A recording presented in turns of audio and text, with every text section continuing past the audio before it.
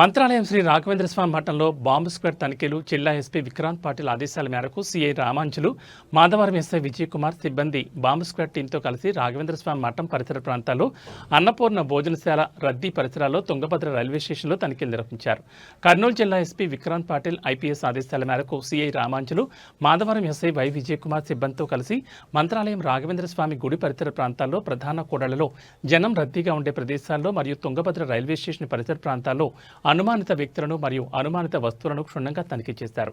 అదేవిధంగా ప్రజలను, భక్తులను అనుమానిత వ్యక్తుల పట్ల, అనుమానిత వస్తువుల పట్ల అప్రమత్తంగా ఉండి ఏదైనా అనుమానం ఉంటే వెంటనే పోలీసులకు సమాచారం ఇవ్వమని సిఐ రామాంజల్ తెలిపారు.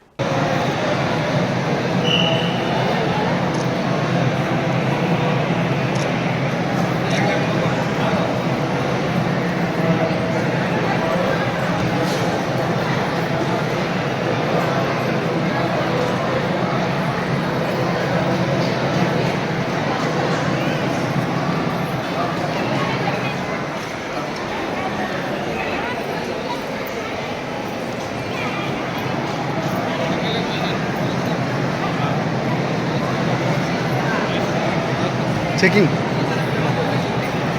పండగ ఉంది కదా, దసరా.